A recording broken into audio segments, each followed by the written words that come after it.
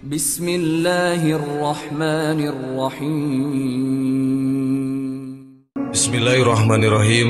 Assalamualaikum warahmatullahi wabarakatuh. Sahabat yang beriman, di akhir zaman kelak, keimanan setiap umat manusia akan diuji dengan kehadiran Dajjal. Dajjal akan menjadi penggoda terberat dan penyebar fitnah sebelum hari kiamat tiba. Dengan segala tipu dayanya, ia akan menjerumuskan manusia hingga terjerumus ke dalam lembah kenistaan. Namun ternyata bukan hanya Dajjal yang menjadi musuh umat Islam. Ada sosok manusia yang justru lebih berbahaya dibandingkan makhluk bermata satu itu. Tidak ada orang yang menyangka bahwa ternyata sosok tersebut lebih berbahaya dibandingkan Dajjal. Perilaku mereka selama ini justru senantiasa mencerminkan kebajikan. Dalam buku Bidayatul Hidayah, Hujjatul Islam Imam Al-Ghazali mengutip sebuah riwayat yang menyebutkan tentang Dajjal yang bukan Dajjal. Beliau menyebutkan bahwa Dajjal tersebut bukanlah Dajjal yang sesungguhnya, tetapi justru dinisbatkan kepada sosok ulama. Siapakah yang dimaksud ulama ini?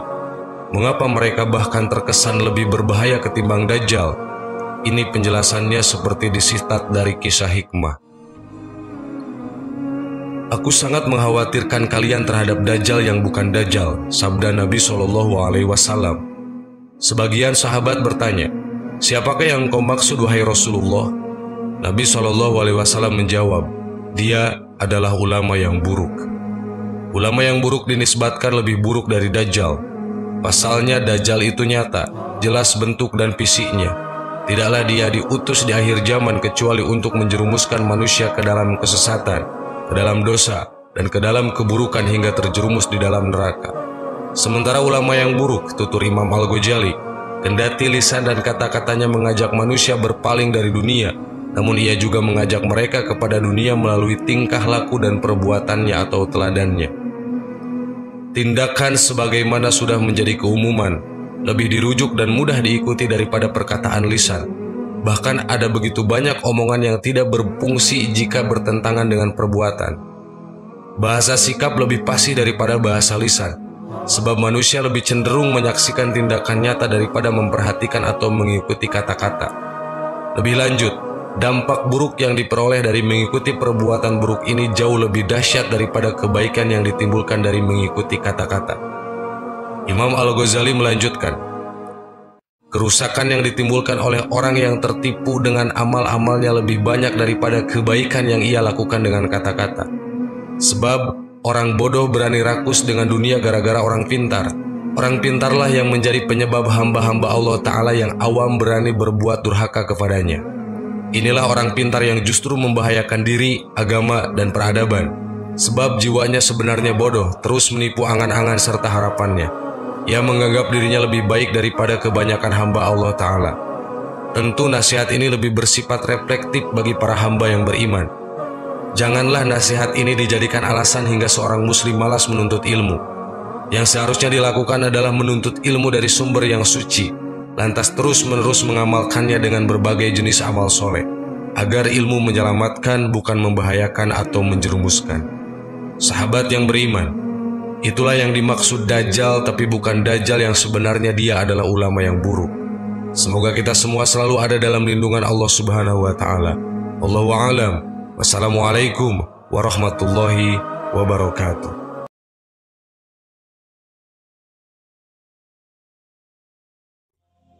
Bismillahirrahmanirrahim. Assalamualaikum warahmatullahi wabarakatuh. Sahabat yang beriman, kehadiran Dajjal ke muka bumi pada saat hari kiamat tiba akan menjadi puncak dari munculnya fitnah paling besar dan mengerikan di muka bumi ini. Bagi manusia yang tidak teguh hati untuk beriman kepada Allah Subhanahu wa Ta'ala, ia akan dengan mudah menjadi pengikutnya.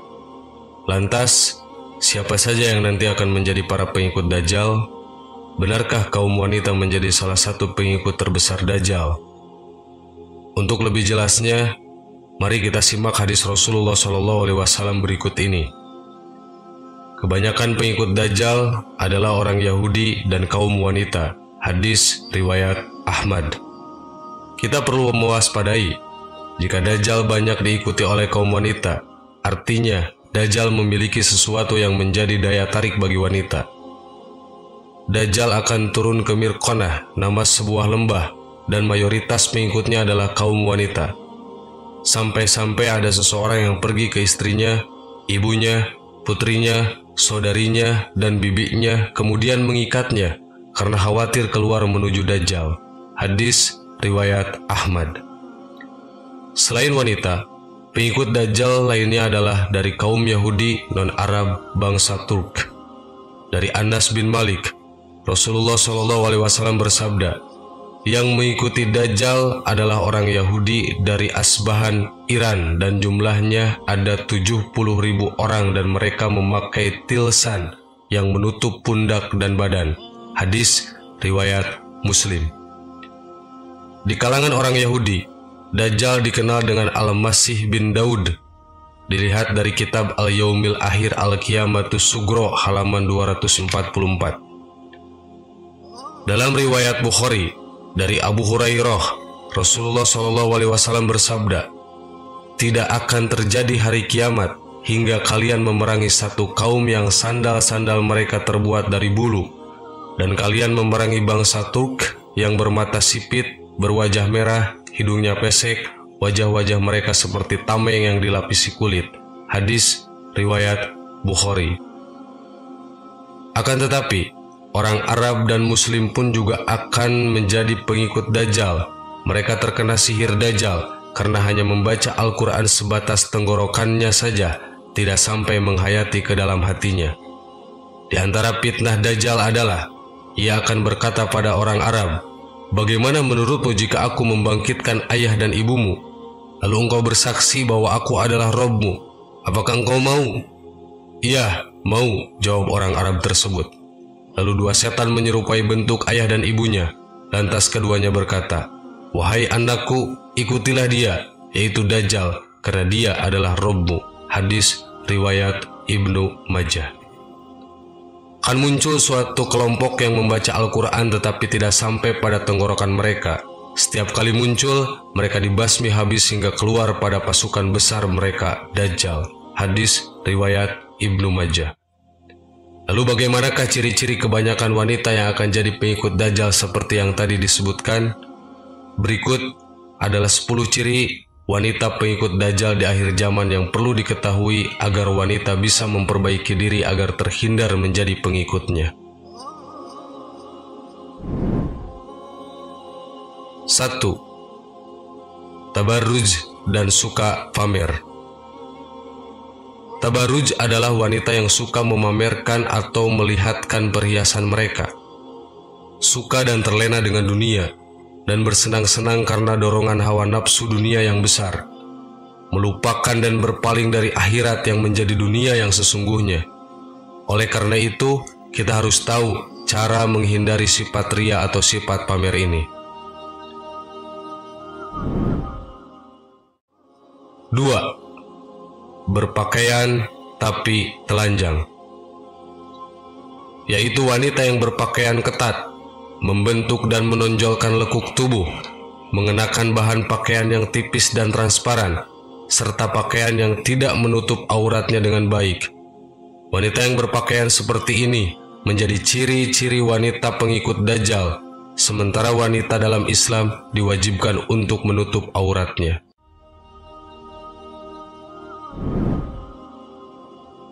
3. Kufur kepada suami. Masih sering mengumpat dan tidak bersyukur kepada suami atas apa yang telah diberikan? Hati-hati, karena ini termasuk pada salah satu ciri wanita yang menjadi pengikut Dajjal. Padahal, kewajiban wanita setelah menikah itu harus taat pada suami, memperlakukan suami dengan baik dan menjaga kehormatan suami. 4. Wanita yang meninggalkan sholat.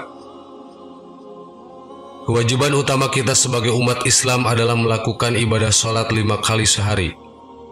Wanita yang sering meninggalkan sholat dan mengacuhkan seruan azan, maka termasuk pada pengikut Dajjal sebagai penghuni neraka. Tidak hanya untuk wanita saja, namun juga untuk laki-laki.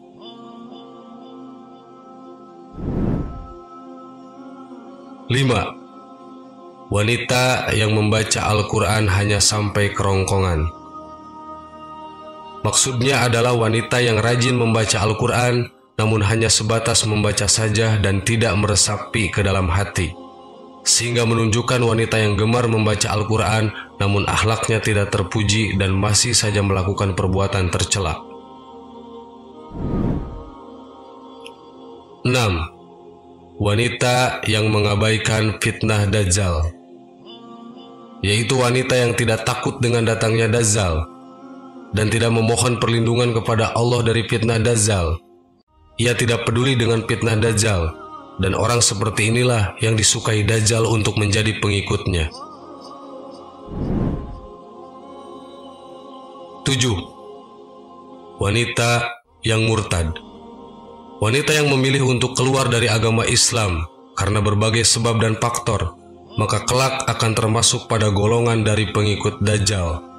Jika tidak ingin menjadi bagian dari golongan ini pada akhir zaman, maka perkuatlah iman dan memintalah kepada Allah agar terbebas dari fitnah Dajjal.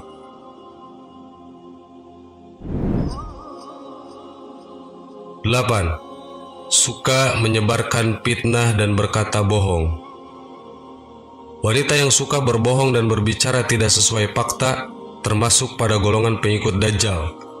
Seperti yang diketahui, fitnah Dajjal akan memutarbalikkan fakta untuk menyesatkan manusia agar menjadi pengikutnya ke neraka. Oleh karena itu, wanita yang suka menggosip, memfitnah, dan berkata dusta akan menjadi bagian dari pengikut Dajjal. Ini juga yang menjadi alasan kenapa wanita lebih banyak masuk neraka. Suka berkata dusta merupakan ciri orang munafik, dan bahaya menjadi orang munafik dan akibat orang yang sering berbohong adalah ia akan masuk ke dalam neraka. 9. Suka mengadu domba. Wanita yang suka mengadu domba sehingga menimbulkan permusuhan juga menjadi ciri-ciri wanita pengikut Dajjal. Seperti suka menyampaikan kata-kata dari orang lain yang akhirnya memicu perdebatan dan pertengkaran. Itulah mengapa diam itu emas, dan cukup diam jika mendengarkan seseorang berkata buruk terhadap orang lain yang juga teman kita. 10. Merasa paling suci dan paling benar. Hal ini seringkali terjadi tanpa disadari ketika melihat seseorang dari luarnya saja, atau hanya mengenal sekilas saja. Dengan begitu, kita langsung saja beranggapan bahwa diri ini lebih baik dan lebih suci daripada orang tersebut. Hal ini sama saja dengan menyombongkan diri dan merasa paling benar. Sahabat yang beriman, itulah 10 ciri-ciri wanita pengikut Dajjal yang harus kita waspadai. Sebagai wanita, hendaknya kita menjauhi hal-hal yang bisa menyebabkan kita terjerat menjadi pengikut Dajjal. Cara agar tetap istiqomah adalah dengan selalu tambah keimanan dan berdoa meminta kepada Allah agar terbebas dan terlindung dari fitnah Dajjal. Wallahu a'lam. Wassalamualaikum warahmatullahi wabarakatuh.